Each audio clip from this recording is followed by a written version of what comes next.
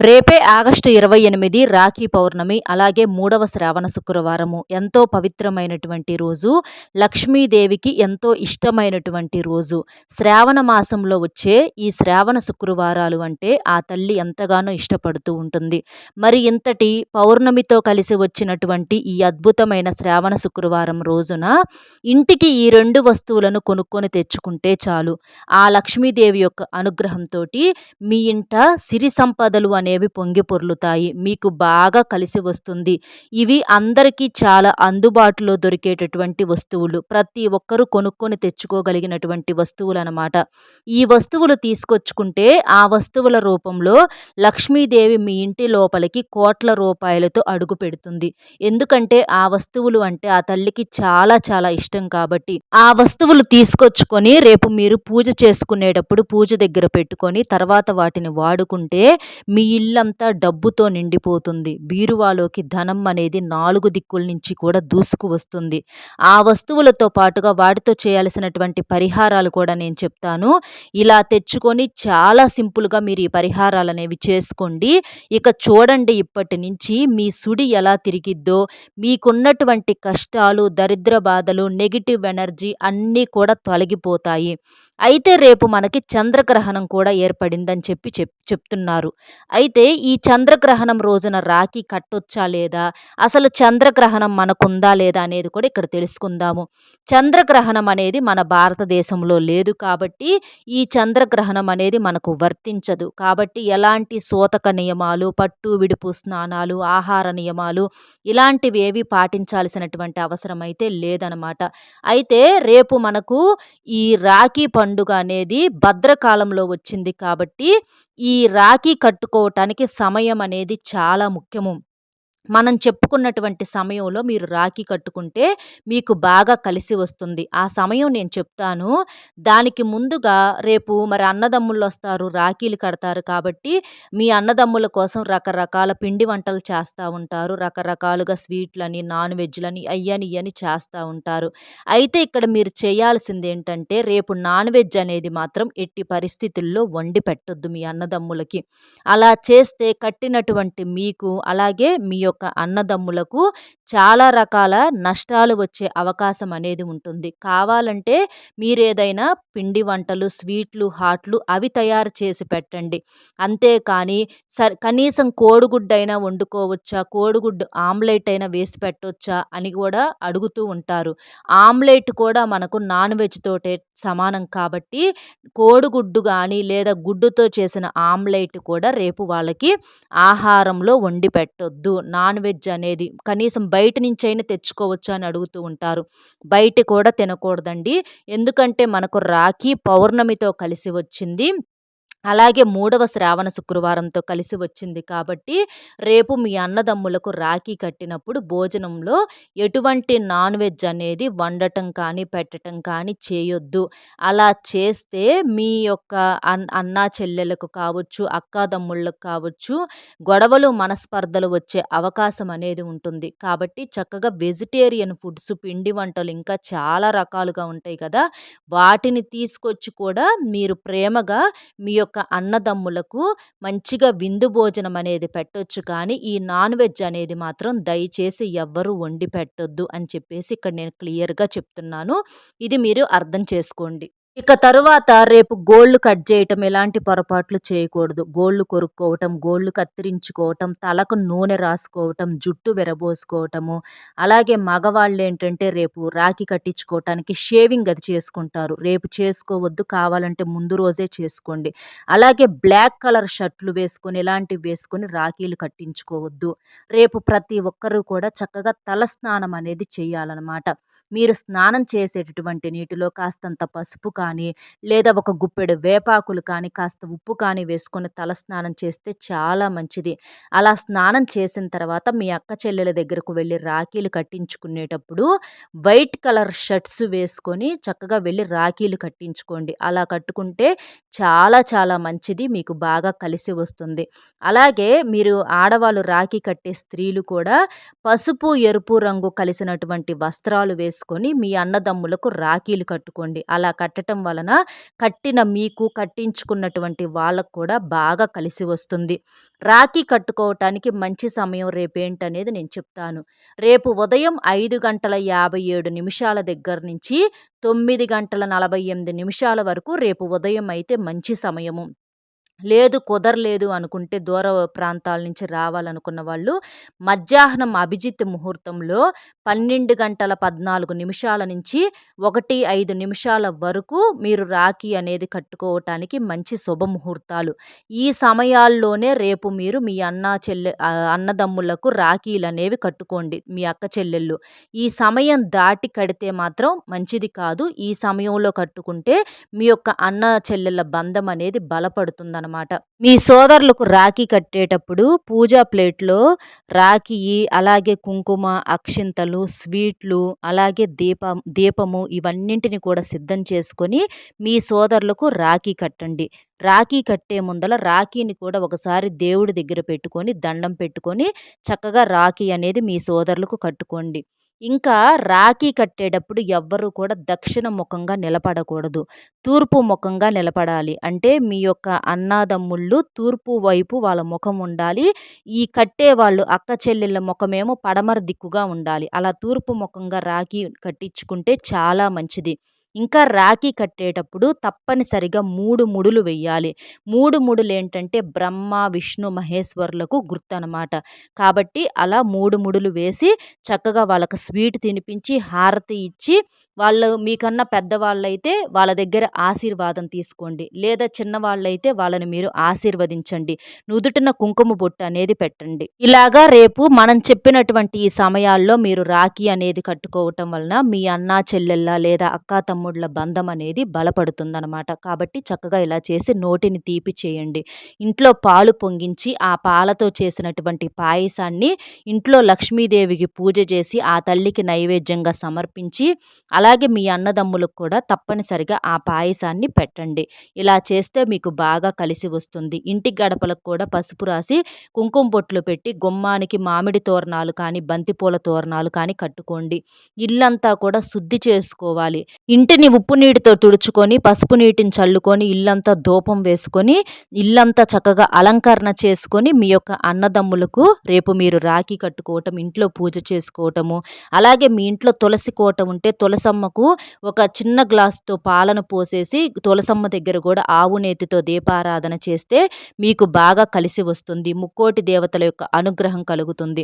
అలాగే రావి చెట్టుకు కూడా రేపు పూజ చేయండి. రావి చెట్టులో విష్ణుమూర్తి కొలువై ఉంటాడు కాబట్టి రేపు రావి చెట్టును పూజించండి. ఒక ఎర్రటి దారాన్ని తీసుకొచ్చుకొని మీ యొక్క కోరికను చెప్పుకొని రావి చెట్టుకు కడితే ఖచ్చితంగా నెరవేరుతుందనమాట. అలాగే రేపు వేప చెట్టును తాకినా మంచిది. రేపు ముఖ్యంగా స్నానం చేసే నీటిలో ఒక గుప్పెడు వేపాకులు వేసుకొని స్నానం చేస్తే మీ జాతకంలో ఉన్న శని దోషాలు తొలగిపోతాయి. ఇంకా రేపు మనకు 3వ శ్రావణ శుక్రవారంతో కలిసి వచ్చింది కాబట్టి రేపు ప్రతి ఒక్కరూ కూడా ఇంటి ముందల బయట గుమ్మానికి కలబంద మొక్కను కట్టుకోండి. అలా చేయటం వలన మీకు బాగా కలిసి వస్తుంది. కలబంద మొక్కలో ముగ్గురమ్మలు కొలువై ఉంటారు. గౌరీదేవి, లక్ష్మీదేవి, సరస్వతీదేవి. వీళ్ళ ముగ్గురు కొలువై ఉంటారు కాబట్టి వ్రేళ్లతో సహా ఒక కలబంద మొక్కను తీసుకొని వచ్చి దాన్ని శుభ్రంగా నీటితో కడిగేసేసి గంధము, కుంకుమ బొట్లు అలంకరణ చేసేసి అలాగే పసుపు దారం కూడా దానికి కట్టి మీ ఇంటి గుమ్మానికి బయట వైపుగా పసుపు దారంతోటి చక్కగా కట్టుకోండి. అలా కట్టటం వలన మీ ఇంటి లోపలికి లక్ష్మీదేవి అడుగు పెడుతుంది. జ్యేష్ఠాదేవి బయటికి వెళ్ళిపోతుంది. గుమ్మడికాయలు మనం అమావాస్య తిథుల్లో కట్టుకున్న ఇలాంటి పవిత్రమైనటువంటి రోజుల్లో చక్కగా కలబంద మొక్క కట్టుకోవటం వలన మీ ఇంటికి బాగా కలిసి వస్తుంది. కలబంద మొక్క ఏ ఇంట్లో ఉంటే ఆ ఇంట్లో విపరీతమైనటువంటి ధనాకర్షణ అనేది బాగా పెరుగుతుందనమాట. మీరు మీ యొక్క వ్యాపార స్థలాల్లో కూడా కట్టుకోవచ్చు. అలాగే రేపు గోమాతను పూజిస్తే చాలా మంచిది. గోమాతలో కూడా మనకు 33 కోట్ల మంది దేవతలు కొలువై ఉంటారు కాబట్టి గోవును తాకి నమస్కారం చేసుకొని గోవుకు ఆహారంగా పచ్చిగడ్డిని కానీ లేకపోతే నానబెట్టినటువంటి శనగలను కానీ, ఉడికించిన బంగాళదుంపలను కానీ, లేదా అరటి పండ్లను కానీ, లేదా యాపిల్ పండ్లను కానీ క్యారెట్ కానీ, బీట్రూట్ కానీ మీకు ఆ సమయంలో ఏవి అందుబాటులో ఉంటే వాటిని ఆవుకు తినిపిస్తే చాలా చాలా మంచిదనమాట. అలాగే రేపు పౌర్ణమి చంద్రుడి యొక్క కిరణాల ఎదురుగా నుంచొని స్నానం చేసేసి మంచిగా ఉతికిన బట్టలు వేసుకొని మీకేదన్నా కోరిక ఉంటే ఆ కోరికను చెప్పుకుంటే ఖచ్చితంగా నెరవేరుతుంది. అలాగే ఆ వెన్నెల కిరణాలు మీ శరీరాన్ని తాకటం వలన మీ యొక్క అనారోగ్య సమస్యలు కూడా పూర్తిగా తగ్గిపోయి నిండు నూరేళ్ల ఆయుష్షు అనేది కలుగుతుందనమాట. రేపు చంద్రుడి యొక్క కిరణాలకు అంతటి శక్తి అనేది ఉంటుంది. మన యొక్క జాతక దోషాలను తుడిచేస్తుందనమాట. కాబట్టి చంద్రుడికి చక్కగా నమస్కారం చేసుకోండి. మరి రేపు పౌర్ణమి రోజున తెచ్చుకోవాల్సినటువంటి వస్తువుల్లో మొట్టమొదటి వస్తువు రాళ్ళ ఉప్పు. ఉప్పు అంటే సాక్షాత్తు లక్ష్మీదేవి స్వరూపము. సముద్ర గర్భం నుంచి ఈ ఉప్పు పుట్టింది కాబట్టి ఉప్పు అంటే లక్ష్మీదేవి ఎంతగానో ఇష్టపడుతుంది. ఉప్పు అంటేనే ఆ తల్లి యొక్క మరో రూపం అనమాట. అలా ఉప్పును తీసుకొచ్చుకొని ఒక మట్టి బౌల్‌లో ఒక గుప్పెడు ఉప్పు వేసుకొని దాని మీద ఇక్కడ చూపించినట్లుగా 4 యాలకులు పెట్టుకోవాలి. ఇలా 4 యాలకులేంటంటే 4 దిక్కుల నుంచి కూడా ధనాన్ని ఆకర్షించటానికి ఈ యాలకులు చాలా శక్తివంతంగా ఉపయోగపడతాయన్నమాట. కాబట్టి ఇలా మనం చూపించినట్లుగా 4 యాలకులను పెట్టుకొని తరువాత మధ్యలో చిటికెడంత పసుపు, చిటికెడంత కుంకుమ కూడా ఆ ఉప్పు మీద వేసేయండి. ఇలా శుక్రవారం రోజున శ్రావణ శుక్రవారం రోజున ఈ ఉప్పు పరిహారం చాలా శక్తివంతమైనది. తరువాత దాని మీద రూ. 2 బిళ్ళను పెట్టండి. 2 అంటే సరి సంఖ్య. మన జీవితాలను సరిచేయటానికి ఈ రూ. 2 బిళ్ళ, ఈ 2 అనేటటువంటి సంఖ్య చాలా శక్తివంతంగా ఉపయోగపడుతుంది. రూ. 2 బిళ్ళ 2 అలాగే 4 ఏమో యాలకులు. ఇవి 2 కూడా సరి సంఖ్యలే. 2, 4 ఇవి. ఇలా చేసేసి మీరిలా పెట్టుకోవటం వలన మీ జీవితంలో ఉన్నటువంటి సమస్యలన్నీ తుడిచిపెట్టుకుపోతాయి. చక్కగా ఇలా పెట్టేసేసి ఆ బౌల్‌ని లక్ష్మీదేవి దగ్గర పెట్టి కాసేపు పూజించి మీ యొక్క కోరిక చెప్పుకొని ఇల్లంతా ఒకసారి తిప్పేసేసి తర్వాత ఆ బౌల్‌ని మీ పూజ గది దగ్గర కానీ లేదా మీ బీరువా కింద కానీ పెట్టేసేసుకోండి. అలా ఉంచేసి తర్వాత అంటే కనీసం 2, 3 రోజులైనా లేదా వచ్చే శుక్రవారం దాకైనా మీరు అలాగే ఉంచేసేసి ఈసారి ఆ పై వచ్చే శనివారం కానీ లేదా మరుసటి రోజు మీకు ఇబ్బందిగా ఉందనుకుంటే తర్వాత శనివారం అయినా తీసేసి దాన్ని ఎక్కడన్నా పారే నీటిలో పోసేసి ఆ రూ. 2 బిళ్ళను మాత్రం ఏదన్నా హుండీలో కానుకగా వేయండి. ఇలా చేయటం వలన మీకు బాగా కలిసి వస్తుంది. తర్వాత తెచ్చుకోవాల్సినటువంటి వస్తువుల్లో రెండవ వస్తువు యాలకులు. ఈ యాలకులు అనేవి చాలా శక్తివంతమైనవి. యాలకులు అంటే లక్ష్మీదేవికి చాలా చాలా ఇష్టము. ఇలా ఆకుపచ్చ రంగులో ఉన్నటువంటి యాలకులను ఒక ప్యాకెట్‌ని తెచ్చుకొని యాలకుల మాలను సిద్ధం చేసుకొని లక్ష్మీదేవికి చక్కగా ఆ తల్లికి సమర్పించండి ఈ యాలకుల మాలను. తరువాత పూజ పూర్తయిన తరువాత ఈ యాలకుల మాలను మీ యొక్క బీరువా లోపల డబ్బులు, బంగారం పెట్టుకునే ప్లేస్‌లో పెట్టుకుంటే ఇది ధనాన్ని విపరీతంగా ఆకర్షిస్తుంది. ఎందుకంటే లక్ష్మీదేవి తల్లికి మనం సమర్పించటం వలన దీనికున్న శక్తి అనేది ఎక్కువయ్యి ధనాన్ని బాగా ఆకర్షించటము, అలాగే తాకట్టులో ఉన్నటువంటి బంగారాన్ని విడిపించుకోవటానికి కానీ, లేదా మీరు పర్సులోనైనా పెట్టుకోవచ్చు, జేబులోనైనా పెట్టుకోవచ్చు, మీ యొక్క వ్యాపార స్థలాలలోనైనా పెట్టుకోవచ్చు. అలా చేయటం వలన మీ యొక్క అదృష్టము, ఐశ్వర్యం అనేవి రెట్టింపయ్యి మీకు బాగా కలిసి వస్తుంది. కాబట్టి ఈ యాలకుల మాలను కూడా మీరు సిద్ధం చేసుకొని రేపు ఈ చిన్న పరిహారం అనేది చేసుకోండి. తరువాత బెల్లము. ఈ బెల్లము అంటే లక్ష్మీదేవికి చాలా ఇష్టము. ఈ పౌర్ణమి రోజున కొత్త బెల్లాన్ని తీసుకొచ్చుకొని చక్కగా పానకం చేసుకోవటం కానీ, లేదా పాలను పొంగించి పొంగలు చేసుకోవటం కానీ, ఆ తల్లికి నైవేద్యంగా సమర్పించటము, మీ ఇంటికి వచ్చినటువంటి అన్నదమ్ములకు పెట్టటం ఇలా చేయటం చాలా మంచిది. ఇంకా మేము సొంతిల్లు కట్టుకోవాలి, మాకున్న సమస్యలు తీరాలనుకున్న వాళ్ళు కాస్త గొయ్యి తవ్వేసి ఒక చిన్న బెల్లం ముక్కను మీ యొక్క కోరిక చెప్పుకుంటూ ఆ గొయ్యిలో పెట్టేసేసి మట్టి వేసేసేయండి. ఇలా చేస్తే 10 రోజుల్లో మీ యొక్క కోరిక అనేది నెరవేరుతుందనమాట. ఈ పరిహారం చేసుకోండి. తరువాత జీలకర్ర. జీలకర్ర చాలా శక్తివంతమైనది. జీలకర్ర మన జాతకంలో ఉన్నటువంటి దోషాలన్నింటినీ కూడా కడిగివేస్తుందనమాట. కాబట్టి ఇలా జీలకర్రను తీసుకొచ్చుకొని అది పూజలో పెట్టుకొని మీరు చక్కగా తర్వాత వంటల్లో వాడుకోవచ్చు. పరిహారాలకు వాడుకోవచ్చు. ఇలా జీలకర్రను తెచ్చుకుంటే మీ యొక్క జీవితమే మారిపోతుంది. మీకు బాగా కలిసి వస్తుంది. తరువాత అత్తరు సీస. ఒక అత్తరు సీసాను కూడా తీసుకొచ్చుకోండి. అత్తరు అంటే లక్ష్మీదేవికి చాలా ఇష్టం అన్నమాట. అలా తెచ్చుకొని ఒక గాజు గ్లాసులో నీటిని పోసి 4 చుక్కలు అత్తరు అలాగే కాస్తంత కర్పూరం పొడిని కూడా ఆ నీటిలో కలిపేసేసి రేపు ఉదయము సాయంత్రము సంధ్యావేళలో ఆ నీటిని మీ యొక్క గుమ్మాల దగ్గర అంటే గడపల దగ్గర దేవుడు పూజ గది దగ్గర మీ ఇంట్లో నలుమూలల ఈ నీటిని గనక చల్లినట్లయితే మీకు బాగా కలిసి వస్తుంది. ఇంట్లో మూల మూలల్లో దాక్కొని ఉన్నటువంటి నకారాత్మక శక్తులు, దుష్ట శక్తులు అన్నీ కూడా పారిపోతాయి. లక్ష్మీదేవి మీ ఇంటి లోపలికి అడుగు పెడుతుందనమాట. ఇక తరువాత పసుపు కొమ్ములు కానీ లేదా పసుపును కానీ తెచ్చుకుంటే చాలా మంచిదనమాట. పసుపు కొమ్ములు అంటే బంగారంతో సమానమైనటువంటివనమాట. అలా పసుపు కొమ్ములు తీసుకొచ్చుకొని లక్ష్మీదేవి పాదాల దగ్గర పెట్టేసేసి ఆ పసుపు కొమ్ములను మీ బీరువాలో డబ్బులు పెట్టుకునే ప్లేస్‌లో పెట్టుకోవచ్చు.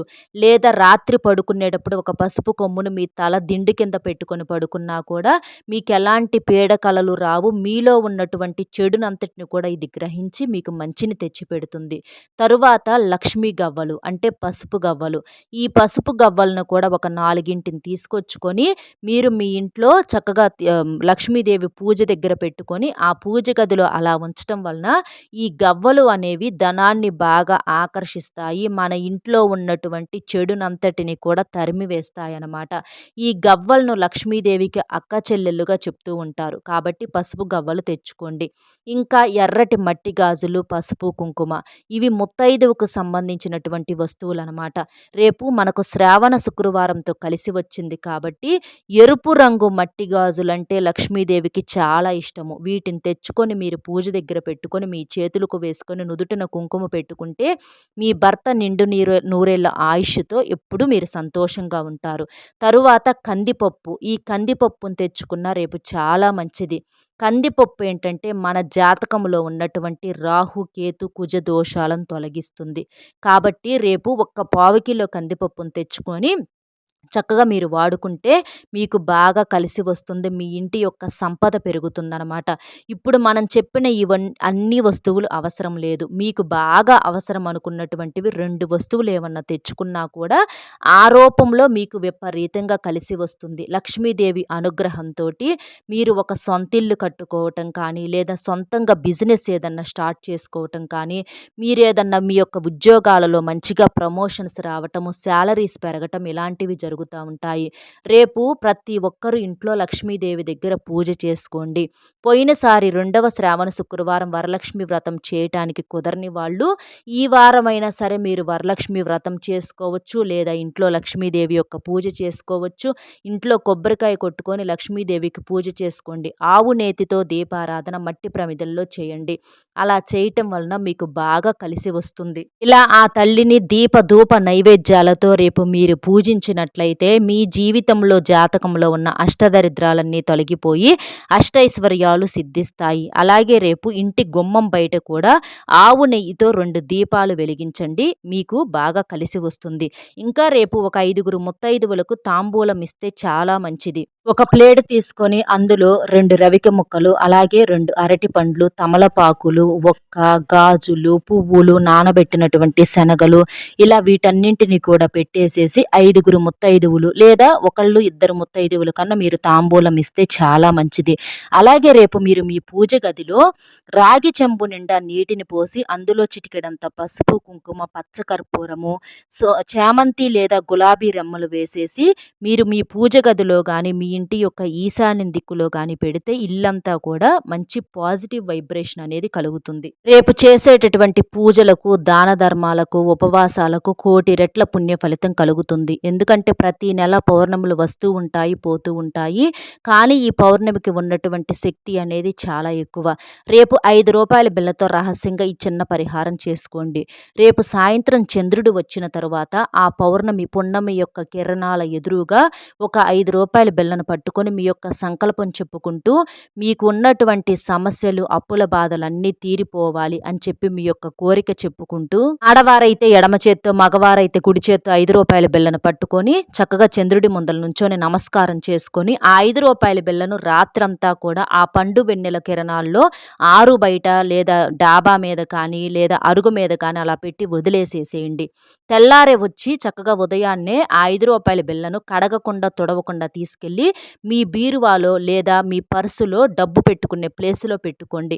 ఇలా చేయటం వలన ఈ 5 అదృష్ట సంఖ్య లక్ష్మీదేవికి ఎంతో ఇష్టమైనటువంటి సంఖ్య. మీకు విపరీతంగా కలిసి వస్తుంది. మీకున్న ధన సమస్యలు, అప్పుల సమస్యలు అన్నీ తొలగిపోయి మీరు పట్టిందల్లా బంగారంగా మారుతుంది. అయితే దీన్ని కడగొద్దు, తుడవొద్దు. అలా చేస్తే దాని పవర్ దిగిపోతుంది కాబట్టి అలాగే తెచ్చుకొని అలా పెట్టుకోండనమాట. ఇంకా ఈ రోజున చంద్రుడి ఎదురుగా నుంచొని ఒక గ్లాసుడు పాలు తీసుకొని ఆ యొక్క వెన్నెల కిరణాలు ఆ పాలను తాకేలాగా ఒక పావుగంట, ఒక 20 నిమిషాలు, అరగంట సేపు అలా ఉంచేసి తర్వాత ఆ పాలను ఇంట్లో వాళ్ళందరూ కూడా తలా కాసిన ప్రసాదంలాగా తాగటం వలన మీకున్నటువంటి అనారోగ్య సమస్యలు, జాతక దోషాలన్నీ తొలగిపోయి చంద్రుడి యొక్క సంపూర్ణ అనుగ్రహం కలిగి మీ యొక్క మనసు ఎప్పుడు ప్రశాంతంగా ఉంటుంది. మీకు బాగా కలిసి వస్తుంది. ఎందుకంటే చంద్రుడి యొక్క కిరణాల ఎదురుగా మనం అలా పెట్టినప్పుడు ఆ పాలల్లో ఆ యొక్క కిరణాల శక్తి అనేది ఉంటుందన్నమాట. అలా తాగటం వలన ఇంట్లో వాళ్ళందరూ కూడా ఆరోగ్యాలతో నిండు నూరేళ్లు సంతోషంగా ఉంటారు. కాబట్టి ఈ చిన్న పరిహారం అనేది కూడా మీరు చేసుకోండి.